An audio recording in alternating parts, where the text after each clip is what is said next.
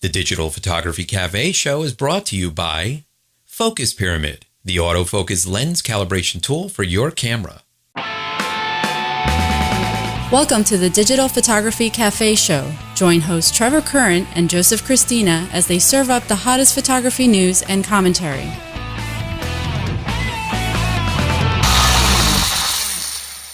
Hey everybody, welcome back to the show. This is episode 159. I'm Joseph Christina here with my co-host Trevor Current. On last week's show, we talked about Nikon Ambassador Doug Gordon caught with his hand in the cookie jar, Apple kills photo editing software Aperture, and the new Android L OS provides full RAW support. If you haven't watched last week's show, I encourage you to do so. You can find it at digitalphotographycafe.com and our YouTube channel, youtube.com/dphotocafe. Listen with the popular Stitcher, TuneIn, and Xbox Music apps, or subscribe through iTunes or RSS. So, Joe, we're back. How you doing, my friend? We are here. Another summer recording. Yes. How's everything with you? Everything is going good. Yeah. You know, you got some good news, right? I do have some good news. You know, and actually, I got the news a couple weeks ago. I've just been distracted with everything else and forgot to even mention it on the show. But as many of you know, last November, I was diagnosed with oral cancer, and I had taken some time off during the next months that followed and all for, you know, going through surgery and going through a whole bunch of crap. Yep. Radial therapy. Yeah, the radiation therapy and everything. And, you know, I'm recovering now. I'm feeling good. Obviously, but I'm not 100%, so I'm still kind of in the recovery stage. But a couple weeks ago, I had my follow-up PET scan. That's where they scan you basically from your head to your knees, and it detects any abnormalities in the cell structure. Why is it head to knees? They don't want to check from your knees down. I did ask that question, and apparently it's a good question. Yeah, right? Apparently, cancer cells don't normally form below the knees. Wow. Yeah. That's weird. So yeah, anyway, everything came back clear. No signs of abnormal cell activity, no signs of cancer. It did show some slight indication that there's some healing going on the right side of my mouth, which is normal. But yeah, as of now, we're good. So I'm going back around Christmas time. I'll have another scan done, and, you know, and hopefully everything will be clear. I've been checked out by multiple doctors, the ENT, the oncologist, everybody, and, you know, they see no signs of anything else either. And so now really it's just recovering from all the crap. Yeah. From all the radiation and all the cutting and everything else. Well, the cutting I'm fine. It's the radiation that I'm having the problem with. You know, I've got extreme weight loss. I mean, I could have been on that Biggest Loser show, man, and made some bucks. Right. You know, back when this all started, I was probably a little over 200 pounds. And I'm 6'1", so, you know, I'm kind of tall. And right now I'm down to like around, 155. So I've lost about 50 pounds during this whole process. And, that's the biggest issue is, not that I don't want to eat. I'm having restriction in my throat. My esophagus has actually narrowed because of the radiation focused on my neck. And that's the problem with this cancer treatment. Yeah. Even today, after all of the years of working with cancer, it kills so much extra, or it adversely affects so many cells around the cells that they're trying to kill. It's really, I'm sure it's a very hard process for them to get down, because it's been forever. You would think that they would figure it out by now. They have a lot of cancers really kind of licked. I wouldn't say licked, because nothing's 100%. No, but they have a good handle. A handle on them, absolutely. Some of them, once you get it, you're pretty much done. Others, they can fix now up to like 80, 90%, or even higher. So they're getting there. I don't know. It's just one of with all the advances in today's modern medicine, with cancer, they still either have to cut it out, burn it out, or poison it out of your body through the chemotherapy. Right. And There's no way to change it back into good cells. It's just not happening. No, they just have to get rid of it. That's right. So, Right. but nonetheless, feeling good. It will probably be March of 2015 before I'm feeling like my old self again. 100%, I've been told by a lot of people who've gone through all of this that it really takes a year from the time, you finish with radiation before you really feel like yourself again. So, yeah, that makes sense. That makes sense. I mean, I'm going through physical it's therapy traumatic. now. We're working the body. We're working, on my neck. I'm being very proactive with stuff to try and, get back into shape. So, Right. Well, that's good. I mean, at least everything is going well. So it is. That's It is fantastic. And I know that the whole community has kind of come to your side during this. We got so many positive letters that were sent to you during this whole ordeal, and a lot of get wells and best wishes, and just a lot of outpouring from the community, and that's really great. I mean, we talk to thousands, tens of thousands of people every week, and it's great to see that there's people out there not only listening but really care. So thanks, guys. I do It's really appreciate great. it. I mean, some of us have never met before, and just knowing that people are out there, that care, that show their support and stuff, definitely means a lot.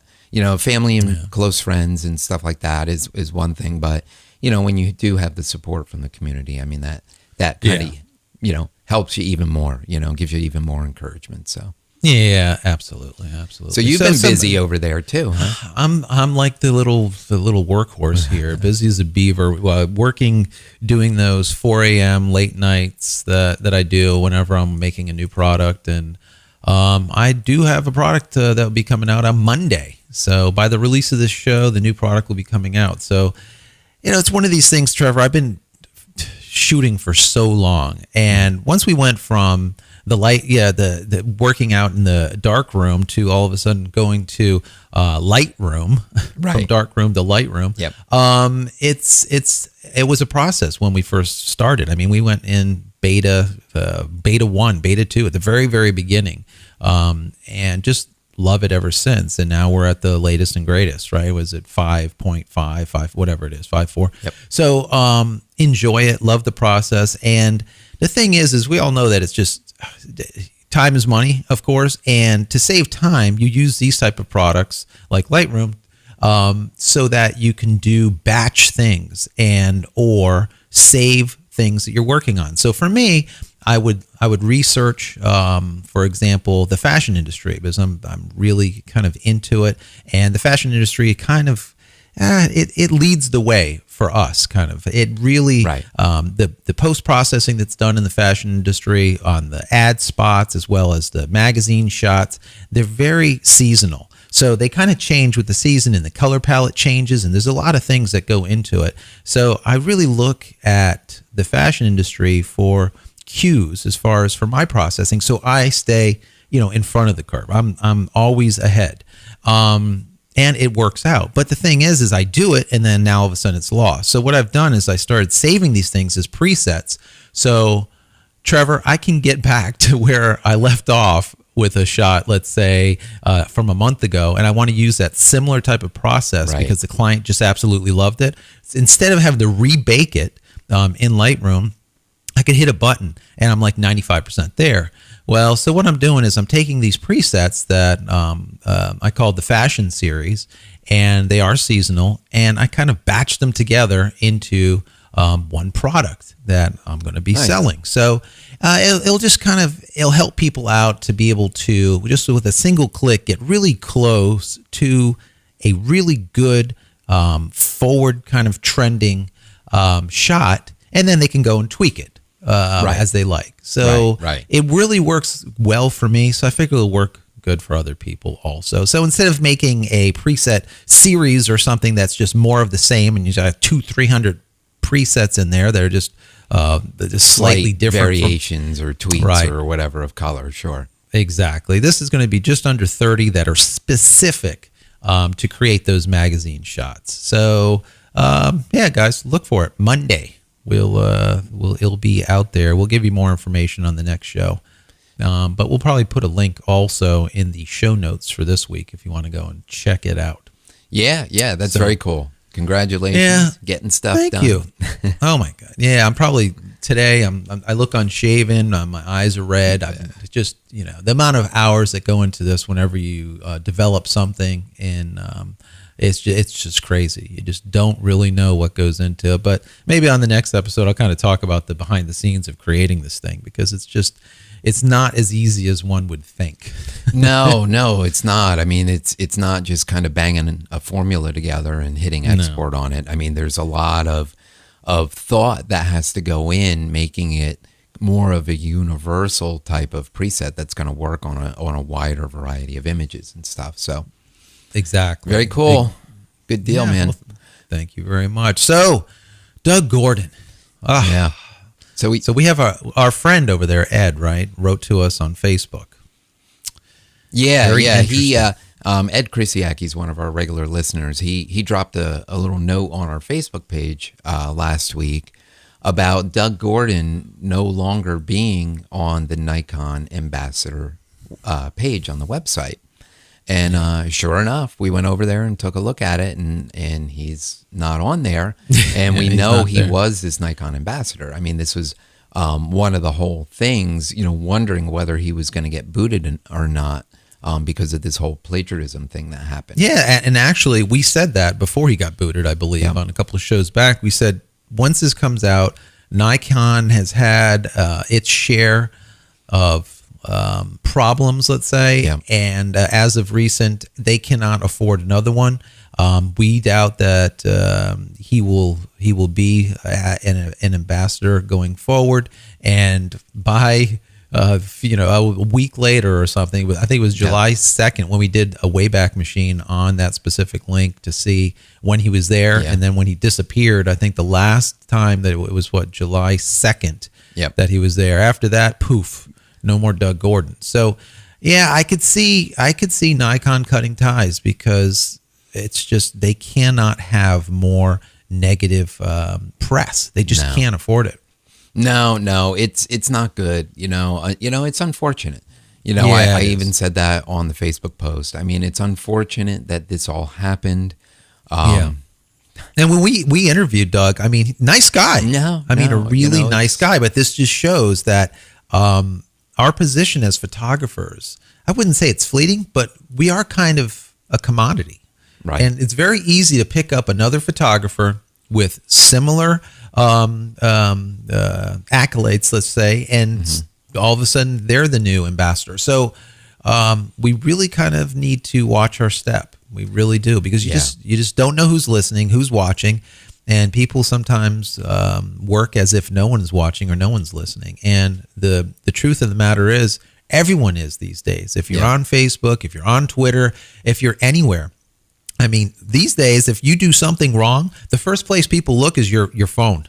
Yeah. Why? They're checking to see what your last tweet was, or your last message out was, or right? Yeah. So and Google is indexing everything. You put something out there in the ether, it's getting indexed. I mean, that's why they always say, don't put anything on the internet that you don't want to live, for eternity. Because it's like that new movie, Sex Tape or something. She's like, it's like, well, it's in the cloud, honey. And she's like, well, can't you get it out of the cloud or down the cloud? It's like nobody understands a cloud. Yeah. Exactly. No, it's really true. I mean, that's why we were able to go to the Wayback Machine and see the last time Doug Gordon's picture was on there, which was July 2nd. So, I mean, it lives. And, I mean, not necessarily to defend what he did, but, it's very easy when you're writing and you're maybe grasping for ideas. It's very easy to, go to a bunch of different websites, from people that you admire, read their copy, and kind of take bits and pieces and rework it to make it, be your own. But sometimes you get caught up in the moment and you just end up taking big chunks almost verbatim. And unfortunately, that's what it appears that Doug did. And you just can't do that. It's not cool. And that's the end of that. Yeah. So anyways, moving forward, Canon 7D. Last week, they had an amazing, deal that was on eBay. Someone was selling this. God, I think it was like $759. I think it was $799. Someone right around there for the Canon 7D body.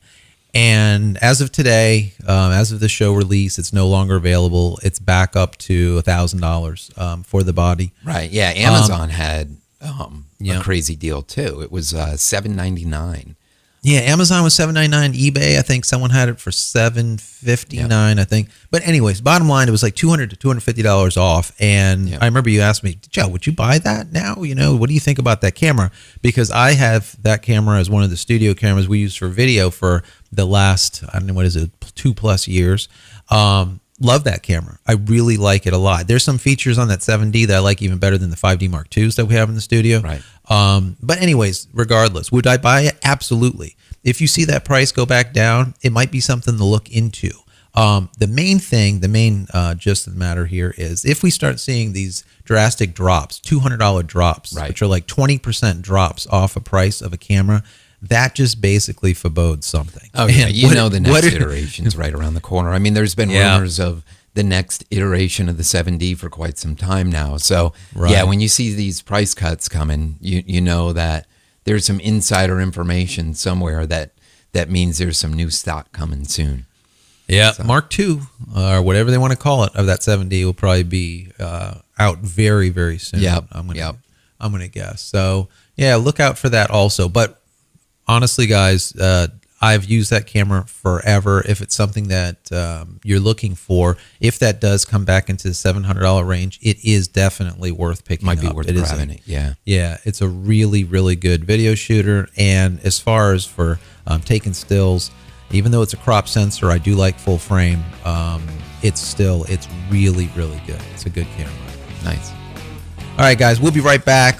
Take a quick break to hear from one of our sponsors. Are you frustrated with slightly out of focus images when you know your autofocus spot was dead on? It's simply not your fault. From manufacturer to manufacturer and even lens copy to lens copy, there are slight variances to the exact spot where light is being focused onto the sensor. Finally, there's a product that allows you to compensate for those variances and make sharper images immediately. Focus Pyramid, the autofocus lens calibration tool, is an absolute must for every photographer. If you want to make the sharpest images possible, then you need to take control over your camera's focusing system. With the Focus Pyramid, you can calibrate all of your lenses on your lunch break. The Focus Pyramid makes lens calibration quick and easy at an affordable price. So give your lenses a new lease on life and take your photography to the next level.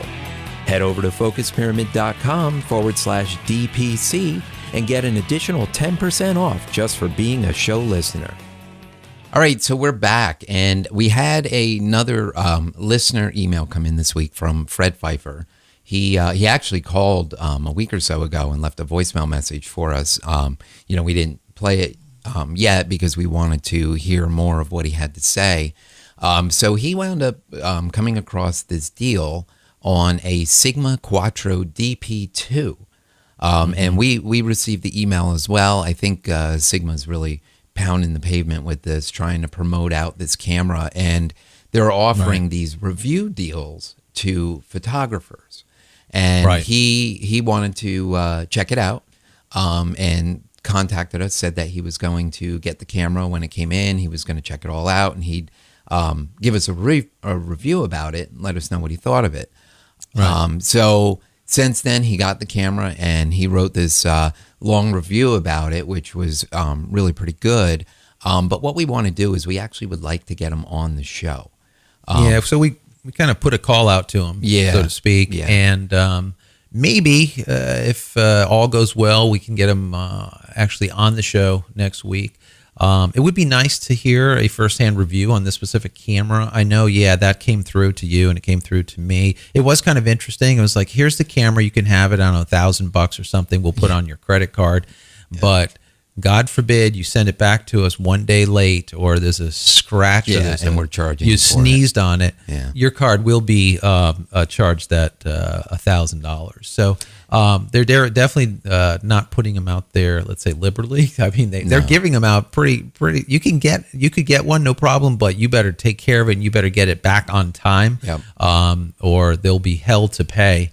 So, but it's cool. It's really cool. I would definitely want to hear what that Sigma looks like, how it's shot. I want to know about some low light. How did that go? How is the point-to-point autofocus? That's really, really important to me. The ISO stuff. So yeah, I'm interested. I'm definitely interested. So yeah, maybe next week we'll see. We'll see, guys. And we've got an email out to Fred.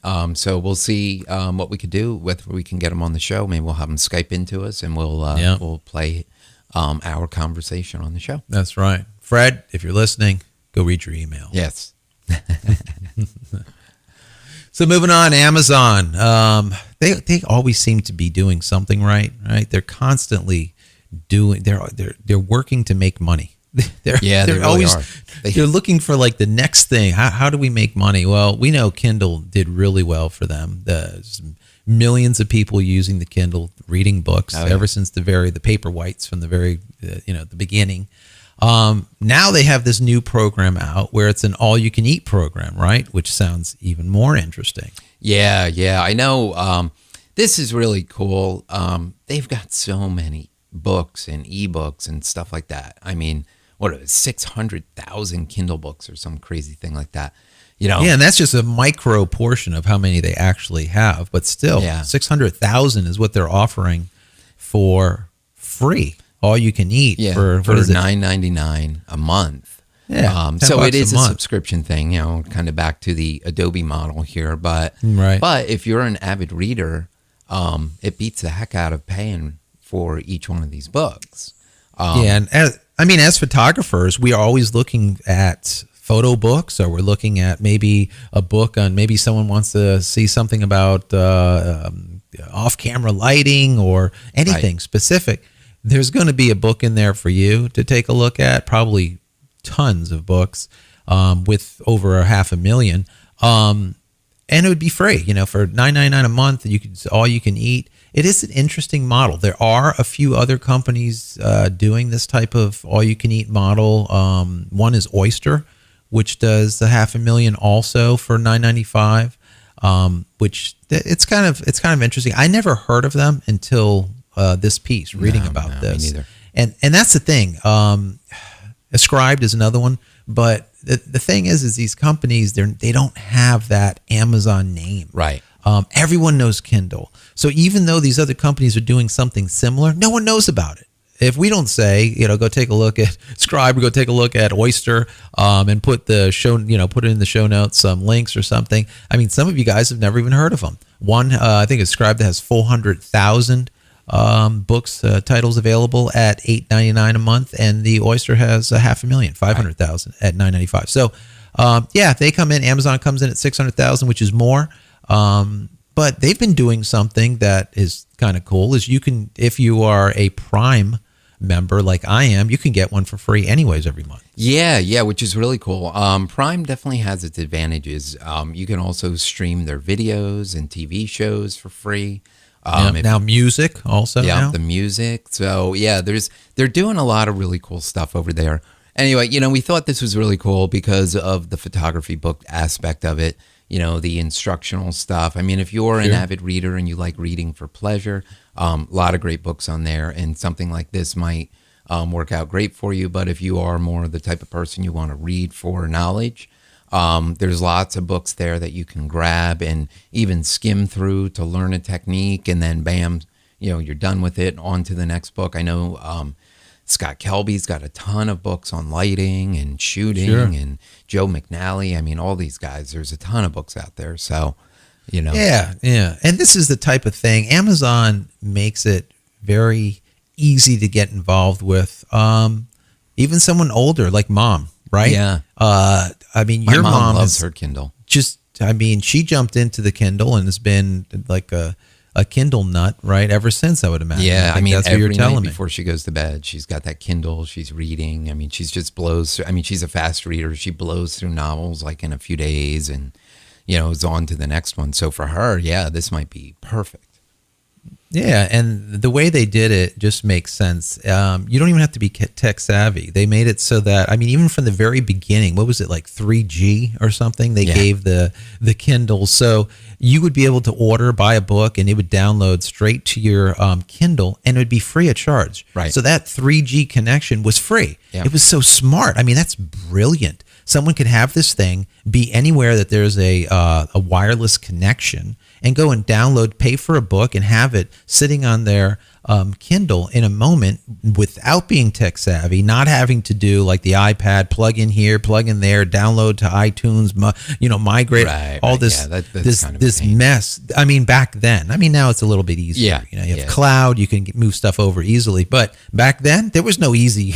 No, it wasn't. Try to get a video onto your iPad, or even pictures onto your iPad. Back on the first iPads or whatever, it was hell on wheels. You didn't even know what to do. Yeah. So, they're definitely ahead of the curve. Amazon kind of gets it. They definitely know how to make money, right? Oh yeah, they're making money. That's for sure. So so check that out if you're into your ebooks. We thought it was a pretty good deal. Amazon's doing it. Yeah. So I shoot a lot of, we were talking about the 7D, I shoot 5D Mark IIs. Whenever I do video, it's always DSLR video. I just like the way it looks. I like being able to pull focus, actually rack things and move the focus in and out. I use dollies and other stuff to kind of move things about. And I really, really like the DSLR. I really like it for video. It's not for everything, but for ad spots or commercials or stuff that's specific, even product shots, it's just perfect. They really work out good. And we found, actually you found this behind the scenes of OK Go, this really cool video, right? Yeah. This really is neat. OK Go, they're like an indie rock band. They've been around for a little while. You may have seen them. They did this treadmill video where it looks like they're speed skating almost, or surfing from treadmill to treadmill. And it was really cool. So for this video, it's called The Writings on the Wall.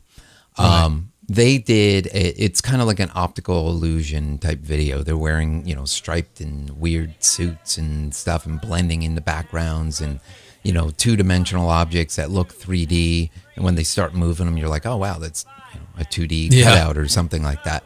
So from that aspect, it's really cool. But when you see the behind the scenes video of it, that's what's really cool. This whole video was done in one shot with one camera running continuously. Yeah, it's amazing. And it is really cool. We're running the behind the scenes right now. So if you're listening, definitely go over to either YouTube or go to the site and go take a look at it. It's awesome. Yeah, or go to the link itself. It's really, really cool. It's nice how this is done and how it's planned out. It's just the timing is impeccable. The number of people is just crazy that's on this single take shoot. Yeah. But the output when it's all done is just absolutely amazing from this DSLR. Yeah, no, it was really planned out well. They have jigs all over the place that they move the camera to, from one to the other, to make sure they get the shot exactly the way they framed it, the way they planned it. Everybody stands on their mark and does their thing. And you're just watching it. I mean, the camera is attached to this wheel-shaped rig that just they carry around and move from position to position. And it's all like in one big warehouse type of building. And they're just circling around and moving around and stuff. It's really, really neat. So check it out. Check out the behind the scenes. We'll also have a link to the regular video, and you can kind of watch them together and get an idea of what how they created that final output. It's really neat.